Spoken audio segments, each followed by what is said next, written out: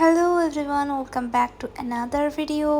So আজকে Kaushiki Amavasya and আমি যাচ্ছিলাম হচ্ছে পুজো দিতে, যেটা আমাদের বাড়ি থেকে খুব কাছে একটা মন্দির আছে। যারা এই এলাকায় থাকো তারা তো জানোই। সো আমি বেসিক্যালি আমাদের এখানে দক্ষিণেশ্বর মন্দিরে যাচ্ছিলাম রামকৃষ্ণবাটিতে, অ্যান্ড মায়ের জন্য অল্প করে একটু সন্দেশ নিয়ে নিলাম আমার তরফ থেকে পুজো দেওয়ার জন্য, অ্যান্ড বাকিটা মা নিয়ে নিয়েছিল, ফল অ্যান্ড অল। অ্যান্ড এই তো এটা হচ্ছে মন্দিরের গেট, আমরা পৌঁছে গেছি।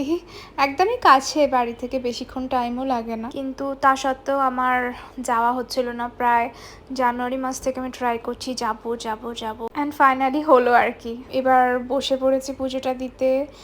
দেন হচ্ছে ঠাকুরমশাই বললো কিছুটা ধূপ ওখানে দিয়ে আসতে, তো দিয়ে আসছিলাম। অ্যান্ড দেন আমি আলাদা করে হচ্ছে আমার তরফ থেকে ধূপ মোমবাতি ঠাকুরকে দেখাচ্ছিলাম।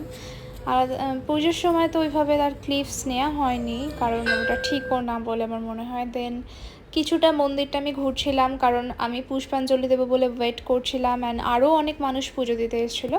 আজকে যেহেতু একটা ভালো অমাবস্যা আছে, অনেক মানুষ পুজো দিতে এসেছিলো। সো তারা পুজো দিচ্ছিলো আর আমি পুষ্পাঞ্জলি দেবো বলে ওয়েট করছিলাম, কারণ আমার পুজো অলরেডি দেওয়া হয়ে গেছিলো। তাই আমি আশেপাশের এরিয়াটা একটু ঘুরিয়ে দেখাচ্ছিলাম, খুবই সুন্দর। এর ওই সাইডেও আরও মন্দির আছে যেগুলো আমার আসলেই যাওয়া হয়নি।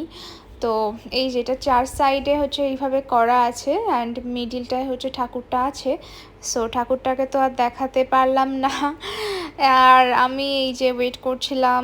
দেন হচ্ছে এরপর আমাদের পুষ্পাঞ্জলি দেওয়া হয়, অ্যান্ড তারপরে আমরা বাড়ি যাই আর কি। সো পুজো ডান, এবার বাড়ির দিকে যাব। আই হোপ আজকের ভিডিওটা তোমাদের সবার খুব ভালো লেগেছে।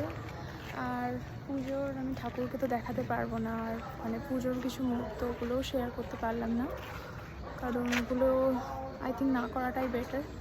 So by.